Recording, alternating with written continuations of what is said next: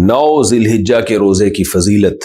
کیا یوم عرفہ کا روزہ رکھنا کسی حدیث سے ثابت ہے؟ نیز عرفہ کا ایک روزہ رکھنا سنت ہے یا 2؟ حبیب خان سعودی عرب سے، جی صحیح حدیث سے ثابت ہے عرفہ کا روزہ۔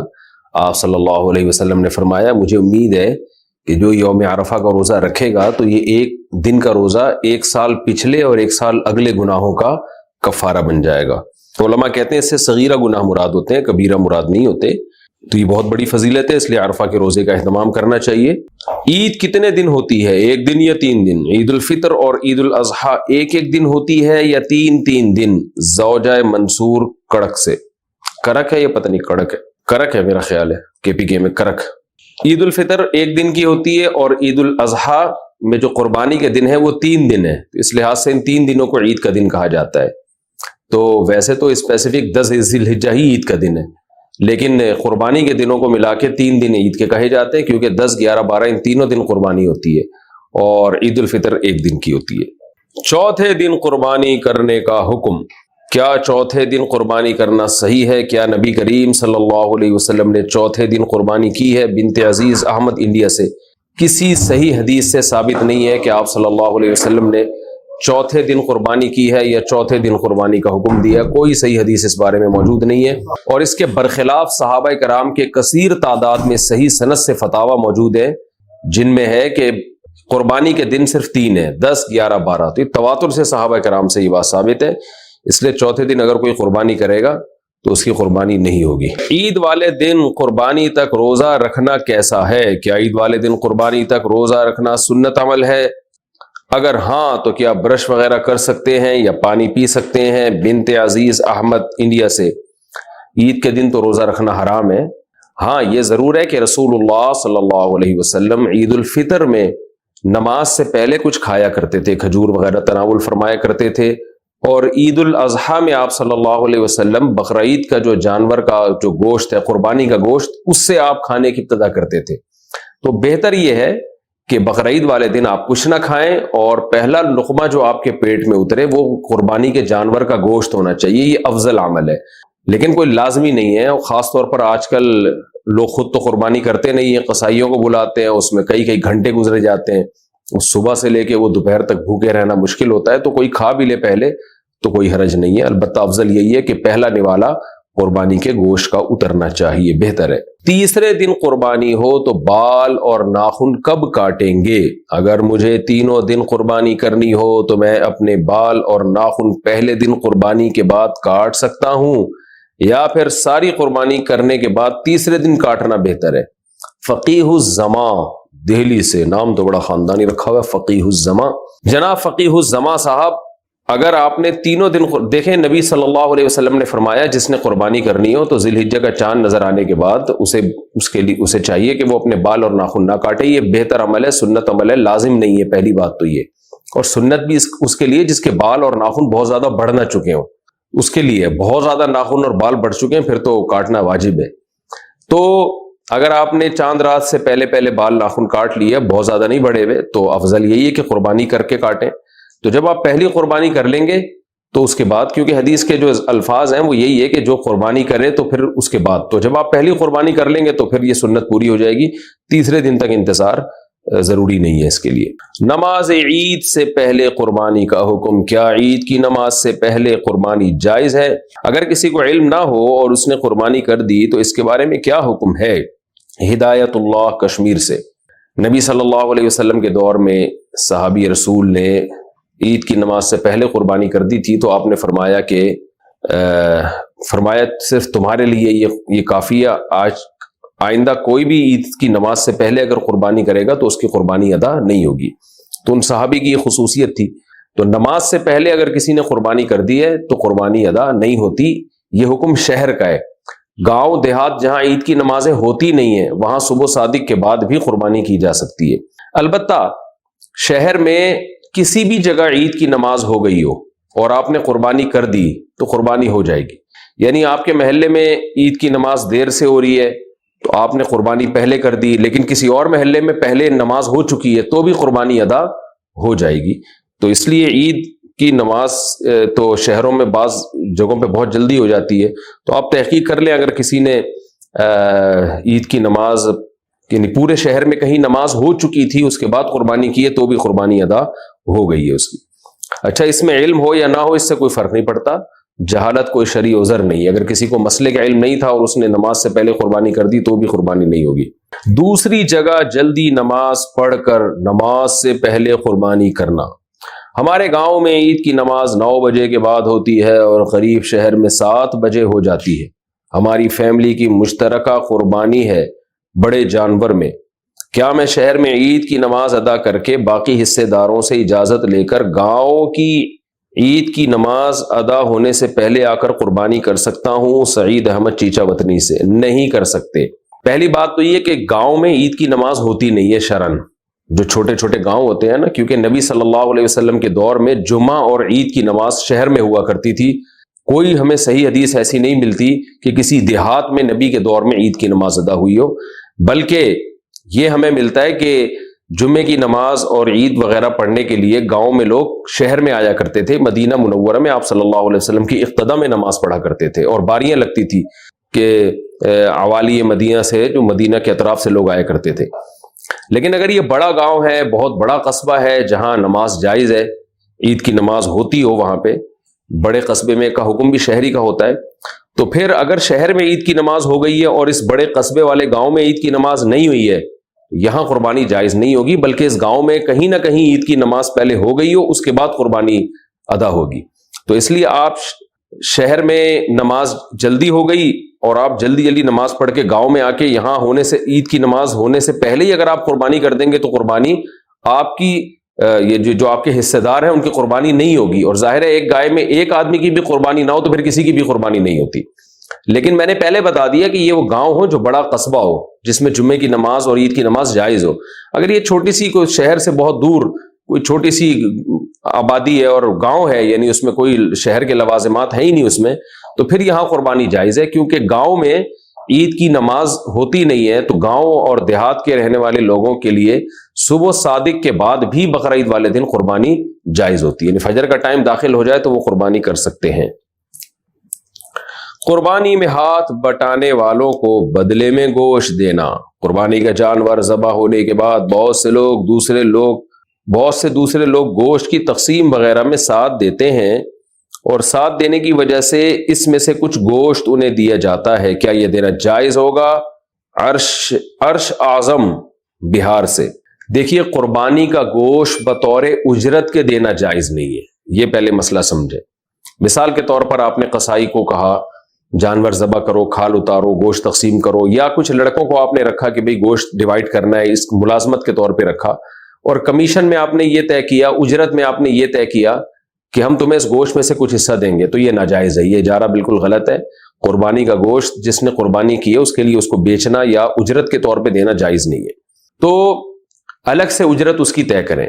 اور ویسے کوئی خوشی میں گوشت کسی کو بھی کھلا سکتا ہے تو خدمت گزاروں کو بھی اس گوشت میں سے دیا جا سکتا ہے، وہ بالکل جائز عمل ہے۔ لیکن ہوتا یہ ہے، فقہا نے قاعدہ بیان کیا ہے، المعروف کالمشروط، جس چیز کا عرف ہو جائے نا تو وہ ایسے ہی ہے جیسے گویا پہلے سے شرط لگی ہوئی ہے۔ مثال کے طور پر ہمارے ہاں کراچی میں تو دیکھا ہے قصائی لوگ گوشت کا کچھ حصہ لازمی لے کے جاتے ہیں، یہ ایک عرف بن چکا ہے۔ تو جو چیز لازم ہو جائے نا وہ اجرت ہی کہلاتی ہے، پھر وہ کہ بھئی یہ تو اجرت کا گویا حصہ ہے۔ اس لیے ہم یہاں پر لوگوں کو یہ مسئلہ بتاتے ہیں کہ قصائی کو اس گوشت میں سے نہ دیں، کیونکہ اب یہ لازمی جز بن چکا ہے، یعنی گویا قصائی نے تو لازمی کچھ گوشت نکالنا ہے۔ تو اگر آپ کے ہاں بھی ایسا عرف بن چکا ہے کہ جو لوگ بھی محنت کریں گے ان کو لازمی اس میں سے حصہ دیا جاتا ہے، گوشت اگر نہ دیں تو وہ منہ بنائیں گے، تو وہ اسی لالچ میں آتے ہیں کہ ہمیں پیسے بھی ملیں گے اور الگ سے گوشت بھی ملے گا، تو وہ گوشت گویا اجرت کا حصہ بن چکا ہے۔ اس لیے ایسی کنڈیشن میں ان کو اس گوشت میں سے دینا اور ان کے لیے لینا بھی جائز نہیں اور ان کے لیے دینا بھی جائز نہیں ہے۔ اور اگر ایسا عرف نہ ہو تو بھائی گوشت ہے وہ تو کوئی بھی کسی کو بھی دیا جا سکتا ہے، تو ملازمین کو بھی دیا جا سکتا ہے۔ تو بہتر یہی ہے کہ اس رسم کو ترک کر دیا جائے تاکہ شبہے سے مال بالکل پاک ہو جائے، اور یہ معاملہ جو ہے شبہے سے بالکل پاک ہو جائے۔ ان کو الگ سے پیسے دیں خدمت کے، اور اگر پیسے کم لگ رہے ہیں تو پیسے بڑھا دیں، ان کو یہ کہہ دیں کہ بھائی اس گوشت میں سے آپ نہ نکالیں۔ جانور ذبح کرنے کا صحیح طریقہ۔ جانور ذبح کرنے کا صحیح طریقہ کیا ہے؟ دعا بھی بتا دیں، حافظ عاصم دہلی سے۔ صحیح طریقہ یہی ہے، جانور کو لٹا دیں آپ جیسے کہ لٹایا جاتا ہے، اپنا چہرہ قبلے کی طرف کر دیں، جانور کا بھی قبلے کی طرف ہو جائے گا خود بخود جب آپ کا رخ ہوگا، یعنی ذبح کرنے والے کا رخ قبلے کی طرف ہونا بہتر ہے۔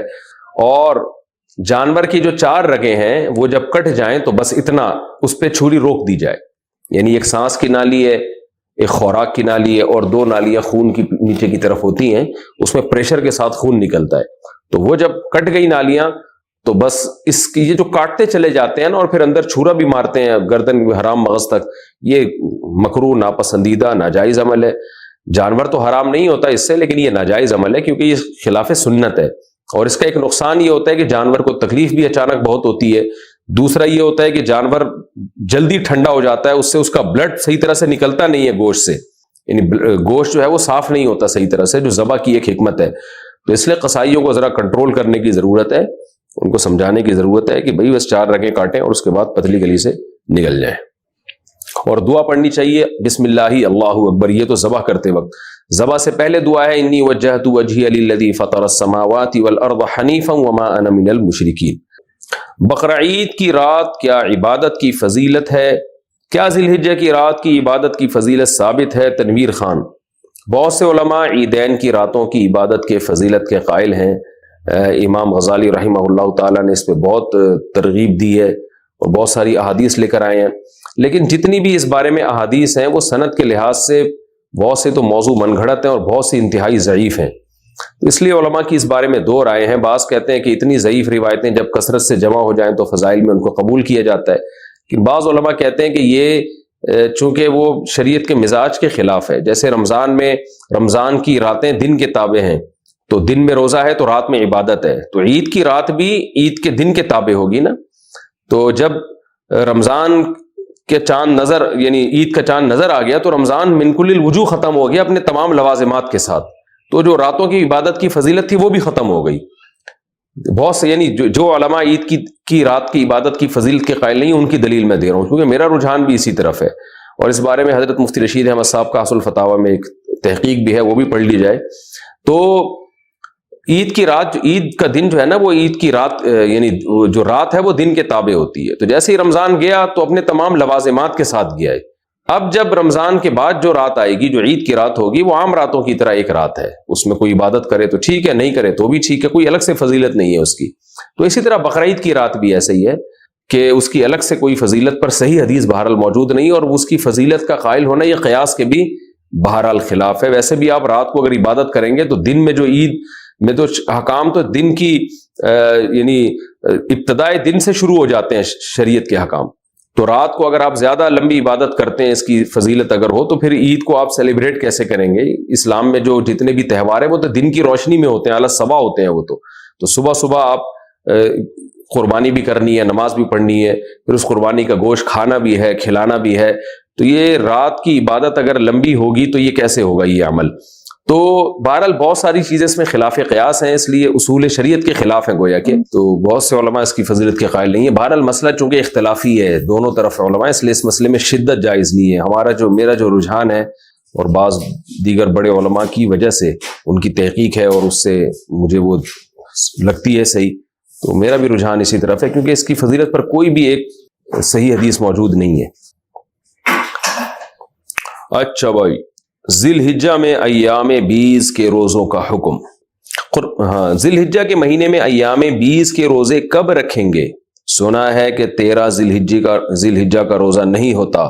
مریم خان: جی ہاں، ذی الحجہ میں آپ ایام 20 کے روزے 14، 15، 16 کو رکھ لیں، کیونکہ 10، 11، 12، 13 یہ 4 دن کے روزے اسلام میں حرام ہے۔ عید الفطر کا روزہ بھی حرام، اور بقرہ عید کے 3 دن کا، اور 3 دن کے بعد جو ایک چوتھا دن 13 ذی الحجہ کا، وہ روزہ بھی حرام ہے اسلام میں۔ تو اس لیے ذی الحجہ میں کسی نے ایام 20 کے روزے رکھنے ہو تو 14، 15 اور 16 کے رکھے ہوئے۔ قربانی کا گوشت 3 حصوں میں تقسیم کرنا کیا لازم ہے؟ قربانی کے گوشت کو 3 حصوں میں، یعنی اپنے علاوہ اور رشتہ داروں اور غریبوں میں تقسیم کرنا کیا لازم ہے؟ یہ سارا گوشت خود بھی رکھ سکتے ہیں؟ بنت طالب کراچی سے۔ 3 حصوں میں تقسیم کرنا لازمی نہیں ہے، بہتر ہے، افضل ہے، سنت ہے۔ قرآن نے کہا ہے کہ کلوا منہا واطعموا البائس الفقیر، خود بھی کھاؤ اور فقیروں کو بھی کھلاؤ۔ تو اس لیے قرآن کا حکم ہے بہرحال تو ایک بہت تاکیدی چیز ہے کہ قربانی کا گوشت خود بھی کھانا چاہیے اور کھلانا بھی چاہیے. تو البتہ یہ ضرور ہے، یہ جو فقہا بیان کرتے ہیں 3 حصے، تو یہ 3 حصے ان کے لیے بیان کرتے ہیں کہ ایک حصہ غریبوں کو، ایک حصہ رشتہ داروں کو. تو رشتہ داروں سے مراد جو غریب رشتہ دار ہیں ان کے لیے. تو اگر آپ کے سارے رشتہ دار مالدار ہیں، یہ سب قربانی کر رہے ہیں، تو پھر ضرورت نہیں ہے ان کے لیے، بلکہ ایک حصہ 1/3 حصہ آپ صدقہ کر دیں. اور اگر آپ خود غریب ہیں تو پھر فقہا نے بیان کیا ہے پھر سارا خود رکھ لینا ہی افضل ہے، کیونکہ اپنے بچوں کا حق دوسروں سے بہرحال زیادہ ہے. وہ بعض ایسے غریب پائے جاتے ہیں جن کے بچوں کو پورے سال گوشت کھانے کو نہیں ملتا، بیچارے سبزیاں کھا رہے ہوتے ہیں پورے سال اور وہ بھی صحیح طرح نہیں ملتا ان کو کھانے کو. تو اگر کوئی ایسا غریب آدمی جس کے بچوں کو پورے سال گوشت کھانے کو نہ ملے، بیوی بچوں کو، اس کے اقربا کو، تو وہ قربانی کا گوشت اگر سارا کا سارا خود رکھ لیتا ہے تاکہ کچھ دن تک ہم گوشت سے لطف اندوز ہو سکیں، گوشت کھا سکیں، تو یہ بھی ٹھیک ہے غریب آدمی کے لیے، بلکہ یہ زیادہ بہتر ہے. کیونکہ بہرحال اپنے بچوں کا حق، وہ بھی تو غریب ہی ہے نا، اپنے خود آدمی غریب ہے تو اس کے بچے بھی غریب ہی کہلائیں گے. تو اپنے غریب بچوں کا حق یہ دوسروں سے اسلام میں زیادہ ہے. ہاں جو متوسط درجے کے لوگ ہیں جو گوشت پورے سال کھاتے ہیں یا مالدار لوگ ہیں، ان کے لیے بہرحال افضل یہی ہے کہ کم سے کم 1/3 گوشت وہ صدقہ کریں، کیونکہ آپ تو کھاتے رہتے ہیں، اور 1/3 آپ غریب رشتہ داروں کو کھلا دیں، 1/3 خود کھا لیں. تو یہ کوئی اس میں نہیں کوئی لازمی حکم نہیں ہے، افضل حکم ہے یہ. قربانی کا گوشت کتنے دن تک استعمال کر سکتے ہیں؟ قربانی کا گوشت کتنے دن تک استعمال کر سکتے ہیں؟ عثمان گوجرا والا، جتنے دن آپ کا فریج برداشت کر لے تو جائز ہے، پورا سال بھی اسٹور کر سکتے ہیں آپ. لیکن افضل یہی ہے کہ ویسے بھی اللہ کو پسند نہیں ہے، اگر آپ مالدار ہیں تو ذخیرہ اندوزی اور چیزوں کو جمع کرنا ایک نامناسب سا کام ہے. ویسے بھی گوشت کی جو تازگی ہے وہ ختم ہو جاتی ہے. تو قرآن کہتا ہے کھاؤ بھی کھلاؤ بھی. قربانی کے گوشت کے بارے میں قرآن کہہ رہا ہے تو کھائیں، جتنا تازہ کھا سکتے ہیں کھا لیں، باقی کھلا دیں، لوگوں میں بانٹ دیں، غریبوں کو دے دیں. تو اگر آپ غریب ہیں اور آپ کو کے بچوں کو گوشت نہیں ملتا پورے سال کھانے کو، تو پھر اسٹور کریں، پھر کوئی حرج نہیں ہے اس میں، پورے سال چلا دیں، آپ بچے کھاتے رہیں اس میں سے.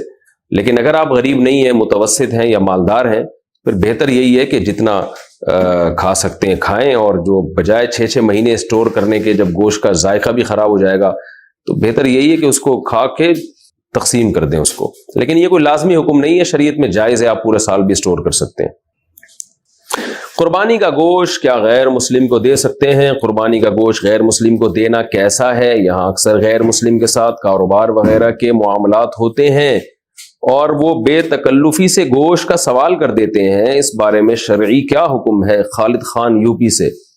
جی بالکل جائز ہے قربانی کا گوشت غیر مسلم کو دینا، خاص طور پر اگر وہ آپ کا کلیگ ہے یا آپ کے پڑوس میں رہتا ہے. تو قرآن مجید میں اللہ تعالیٰ نے کوئی بھی شخص، کوئی بھی انسان جو آپ کے ساتھ جس کا اٹھنا بیٹھنا ہو، اللہ تعالیٰ نے اس کے ساتھ اچھے سلوک کا حکم دیا ہے. تو 5ویں پارے کی ابتدائی آیات ہیں جس میں اللہ تعالیٰ نے حکم دیا ہے وَاعْبُدُوا اللَّهَ، 5ویں پارے کی ابتدائی آیات نہیں ہے، آیت کا ریفرنس مجھے یاد نہیں ہے، آیت یاد ہے وَاعْبُدُوا اللَّهَ وَلَا تُشْرِكُوا بِهِ شَيْئًا وَبِالْوَالِدَيْنِ إِحْسَانًا وَبِذِي الْقُرْبَى وَالْيَتَامَى وَالْمَسَاكِينِ وَالْجَارِ ذِي الْقُرْبَى وَالْجَارِ الْجُنُوبِ وَالصَّاحِبِ بِالْجَنبِ وَابْنِ السَّبِيلِ. اس میں ہر قسم کے پڑوسی کے اللہ نے حقوق بیان کیے. جو بھی تمہارے ساتھ اٹھتا بیٹھتا ہے، کلاس فیلو ہے، سفر میں تمہارا ساتھی ہے، یا تمہارے گھر کے دیوار کے ساتھ اس کی دیوار لگتی ہے، کوئی بھی شخص جس سے آپ کا کسی بھی قسم کا لنک ہے، تو اللہ نے فرمایا کہ اس کے ساتھ اچھا سلوک کرو. اچھے سلوک میں اس کو گفٹ دینا بھی داخل ہے. نبی صلی اللہ علیہ وسلم بعض یہودیوں کو بھی تحفے تحائف آپ نے دیے. قربانی کا گوشت بھی ایسا ہی ہے، آپ کی ملکیت ہے، جس کو چاہیں آپ دیں. اور خاص طور پر کوئی غیر مسلم اگر مانگ رہا ہو تو اس کو تو لازمی دینا چاہیے، کیونکہ پھر ایسی صورت میں نہ دینا یہ بد اخلاقی کے زمرے میں آتا ہے، اور پھر ایک اسلام کا امیج بھی اچھا نہیں جائے گا لوگوں کے سامنے. شوہر بیوی کی طرف سے قربانی کرے تو گوشت کس کا ہوگا؟ اگر شوہر بیوی کی طرف سے قربانی کرے تو گوشت کس کی ملکیت ہوگا، شوہر کا یا بیوی کا؟ فرحین کراچی سے.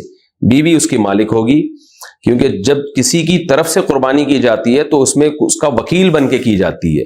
یعنی یہ اس کا مطلب یہ ہوتا ہے کہ اصل قربانی وہ کر رہا ہے، یہ ان کے نمائندہ بن کے قربانی کر رہا ہے. تو پیسے کوئی بھی خرچ کرے، مالک وہی ہوگا جس کی طرف سے قربانی کی جا رہی ہے. تو شوہر کی طرف سے گویا کہ یہ پیسے گفٹ سمجھے جائیں گے، یوں سمجھا جائے گا گویا شوہر نے پیسے بیوی کو گویا ہدیہ دے کے اس کی طرف سے قربانی کی ہے، تو وہ اس لیے مالک عورت ہی سمجھی جائے گی اس سے گوشت کی۔ جانور کا سینگ ٹوٹ جائے تو قربانی کا حکم۔ ہم نے قربانی کے لیے بیل خریدا ہے لیکن کسی وجہ سے اس کا ایک سینگ بالکل جڑ سے ٹوٹ چکا ہے، تو کیا اس کی قربانی ہو جائے گی یا نہیں، یا دوسرا جانور خریدنا ہوگا؟ اگر جڑ سے بالکل اکھڑ گیا ہے، ایک تو ہوتا ہے نا ٹوٹ جانا جڑ سے کہ اس کی جڑ باقی ہے اور وہ اگ سکتا ہے دوبارہ، تو قربانی جائز ہے، لیکن اگر بالکل اکھڑ گیا ہے اور اس کا اندر کا مغز نظر آنا شروع ہو جاتا ہے ایسی صورت میں، تو اگر اکھڑ گیا تو پھر اس کی قربانی ٹھیک نہیں ہے، آپ کو دوسرا جانور خریدنا پڑے گا اگر آپ مالدار ہیں۔ دم کٹے ہوئے جانور کی قربانی۔ دم کٹے ہوئے جانور کی قربانی کیسی ہے؟ شبیر احمد، آدھے سے زیادہ اگر جانور کی دم کٹ گئی ہے تو پھر اس کی قربانی جائز نہیں ہے، آدھے سے کم کٹی ہے تو پھر جائز ہے۔ بیرون ملک والے پاکستان میں قربانی کیسے کریں؟ میں سعودی عرب میں رہتا ہوں، میرا پاکستان میں قربانی کرنے کا ارادہ ہے، جبکہ پاکستان میں ایک دن بعد عید ہوتی ہے، اس میں کوئی حرج تو نہیں؟ اختر شاہ سعودی عرب سے۔ اگر آپ کی قربانی سعودی عرب والے دن کے حساب سے یہاں ہوگی تو پھر قربانی نہیں ہوگی، آپ یہاں عید کا پہلا دن ہوگا اور سعودی عرب میں دوسرا دن ہوگا تو پھر قربانی آپ کی جائز ہے، کیونکہ دونوں جگہ بقرعید ہونا ضروری ہے۔ تو اسی وجہ سے اللہ نے بقرعید کے شاید 3 دن رکھے ہیں کہ کسی 3 دن میں یہ ہوتا ہے کہ کوئی نہ کوئی دن میچ کر رہا ہوتا ہے کسی دوسرے ملک سے، تو ایسے دن قربانی کریں گے جس دن آپ کے ہاں بھی بقرعید ہو اور یہاں بھی بقرعید ہو۔ تو دوسرا دن اکثر ایسا ہوتا ہے کہ سعودی عرب میں جو دوسرا دن ہے یہاں پہلا دن ہوتا ہے، تو ایسی صورت میں آپ کی قربانی یہاں ہو جائے گی۔ امریکہ والے پاکستان میں پہلے دن قربانی کر سکتے ہیں اگر پاکستان اور امریکہ میں ایک ہی دن عید ہو، تو اگر ہم پاکستان میں قربانی کریں تو وہ ہم سے 12 گھنٹے آگے ہے، کیا اس کی وجہ سے ہماری قربانی پر کوئی اثر تو نہیں پڑے گا؟ شہاب اظہار امریکہ سے، دونوں جگہ بقرعید ہونا ضروری ہے۔ جب آپ امریکہ میں قربانی کریں گے تو یہاں چونکہ 12 گھنٹے آگے ہے تو یہاں پر 12 گھنٹے بقرعید کو گزرے ہوئے ہو چکے ہوں گے، تو اس لیے یہاں قربانی درست ہوگی۔ لیکن پاکستان والا اگر امریکہ میں قربانی کرے گا تو پھر یہ ضروری ہے کہ وہ 12 گھنٹے گزار کے کرے، کیونکہ یہاں قربانی ہے اور ابھی امریکہ میں صبح صادق ہی نہیں ہوئی ہے تو پھر قربانی نہیں ہوگی۔ تو ایسا ٹائم پہ قربانی ہوگی کہ دونوں جگہ بقرعید داخل ہو چکی ہو، پھر قربانی درست ہو جائے گی۔ مشترکہ جانور میں پائے وغیرہ کی تقسیم کا طریقہ۔ مشترکہ جانور میں پائے کس طرح تقسیم کریں؟ طارق امین نوشہرہ سے۔ پائے دیکھیں، ہر آدمی پائے میں دلچسپی نہیں لیتا، تو جس کو پائے چاہیے اس کو پائے دے دیں، جس کو پائے نہیں چاہیے تو اس کو نہیں دیں، اور اگر سبھی کو پائے چاہیے تو قرآن اندازی کر لیں، جو پائے یعنی جس کا نام قرآن اندازی میں آ جائے، جو پائے اس کو دے دیں، جو پائے نہ پائے اس کو نہ دیں پائے، اور اس کو پائے کے بدلے کچھ اور دے دیں۔ تو امید ہے انسان کا بچہ ہوگا تو سمجھ جائے گا، تو نہیں سمجھے گا تو پھر اس کو بولیں کہ اسی پائے سے اس کو جو ہے نا ٹھکائی لگائیں کہ اور 7 آدمی ہیں تو 4 پائے ہم ڈیوائڈ کیسے کریں، اس میں ظاہر قرآن اندازی ہی ہوگی، اس کے علاوہ تو اور کوئی طریقہ نہیں بنتا ہے۔ تو اس کو بولیں یار جس کا نام نہیں آ رہا نا پائے میں، اس کو بولیں کہ اس کے بدلے کچھ اور لے لو، کلیجی لے لو۔ اچھا بھائی، لیکن یہ خوب اچھی طرح ذہن میں رکھیں کہ قربانی کے جانور کے 7 حصوں میں 7 میں کلیجی ملا دینی چاہیے تھوڑی تھوڑی، یا پائے ملا دینے چاہیے 4 میں، 4 میں پائے 3 میں کلیجی ملا دیں، تاکہ وہ سود کے مسائل سے بچت لازم ہو۔ وہ اس پر میں کلپ اپلوڈ کرا چکا ہوں، میرا جو دوسرا چینل ہے مفتی طارق مسعود اسپیچز، اس پر میں تفصیل سے یہ بیان کر چکا ہوں کہ قربانی کے گوشت کو اندازے سے تقسیم کرنا یا کلیجی ملائے بغیر تقسیم کرنے میں سود کے مسائل کھڑے ہو سکتے ہیں، وہ ڈیٹیل میں وہاں آپ یہ کلپ سن سکتے ہیں۔ قربانی کی کھال کا کیا کریں، کس کو دیں؟ قربانی کے بعد چمڑے کے مصارف کیا ہیں؟ رحیم الدین متحدہ عرب امارات سے۔ دیکھیں، جس آدمی نے جانور قربان کیا ہے، جس کی گائے ہے، یا جو 7 آدمی شریک ہیں، ان میں سے کوئی بھی جانور کی کھال استعمال کر سکتا ہے اگر وہ استعمال میں لانا چاہے، یعنی اس کی جائے نماز بنا لے، اس کو سکھا کے کچھ بھی بنا لے، کوئی بھی چیز بنا کے استعمال کرے۔ لیکن اگر اس کھال کو بیچ دیا تو اس کی قیمت نہیں استعمال کی جا سکتی، اس قیمت کو پھر صدقہ کرنا پڑے گا۔ تو اسی وجہ سے چونکہ اب لوگ قربانی کی کھال ہمارے یہاں استعمال کرنے کا معمول نہیں ہے، لوگوں کو پتہ ہی نہیں کہ اس کا کریں کیا، تو لوگ پھر بیچ تو سکتے نہیں ہے شرعاً، بیچا تو قیمت صدقہ کرنی پڑے گی، تو اس لیے پھر لوگ کیا کرتے ہیں، ڈائریکٹ کھال ہی صدقہ کر دیتے ہیں۔ تو اس لیے کھال بھی صدقہ کی جا سکتی ہے، کھال بیچ کے قیمت بھی صدقہ کی جا سکتی ہے، تو اور صدقہ اسی کو دیا جائے گا جو زکوٰۃ کا مستحق ہے۔ تو کھال کے مستحقین وہی ہوتے ہیں جو زکوٰۃ کے مستحقین ہیں۔ پھر وہ جس غریب کو آپ دیں، وہ جو چاہے کرے اس کھال کے ساتھ، وہ بیچ کے پیسے کھا لے یا اس کھال کو استعمال کر لے۔ تو وہ اس کی مرضی ہے۔ تکبیرات تشریق کس پر واجب ہیں؟ تکبیرات تشریق سب پر واجب ہیں یا صرف شہر والوں پر؟ اگر دیہات والے پڑھنے کا اہتمام کریں تو کیا یہ صحیح ہوگا؟ امام ابو حنیفہ کے نزدیک تو صرف شہر والوں پر تکبیرات تشریق واجب ہیں، اور بھی مزید شرائط ہیں ان کے، لیکن صاحبین کے نزدیک مرد پر عورت پر جماعت سے نماز پڑھیں یا انفرادی نماز پڑھیں، شہر میں رہتے ہوں یا گاؤں میں رہتے ہوں، سب پر واجب ہے، اور فتویٰ اس میں صاحبین کے قول پر ہے۔ تو اس لیے جو بھی عاقل بالغ ہے، چاہے مرد ہو یا عورت، تو 9 ذی الحجہ سے لے کے 13 ذی الحجہ، 9 ذی الحجہ کی فجر سے لے کے 13 ذی الحجہ کی عصر تک سب پر لازم ہے کہ نماز کے بعد، فرض نماز کے بعد، اللہ اکبر لا الہ الا اللہ اکبر وللہ الحمد، یہ ایک مرتبہ زور سے پڑھیں۔ عورتیں آہستہ پڑھیں گی، مرد بلند آواز سے پڑھیں گے۔ ایام والی عورت تکبیرات تشریق پڑھ سکتی ہے؟ کیا عید الاضحیٰ کے دنوں میں ایام والی عورت تکبیرات تشریق پڑھ سکتی ہے؟ ابو عمار سعودی عرب سے۔ نمازوں کے بعد جو تکبیرات پڑھی جاتی ہیں وہ تو ایام والی عورت اس لیے نہیں پڑھے گی کیونکہ وہ تو نماز ہی نہیں پڑھتی، کیونکہ فرض نماز کے تابع ہیں یہ تکبیرات، لیکن جو ویسے ان ذی الحجہ کے ایام میں تکبیر کا حکم ہے کہ بار بار اللہ اکبر لا الہ الا اللہ پڑھنا چاہیے، تکبیرات پڑھنی چاہیے، تو وہ حائضہ عورتیں بھی اس میں داخل ہیں، وہ اس کا نمازوں سے تعلق نہیں ہے، تو وہ سب پڑھیں، عورتیں بھی مرد بھی۔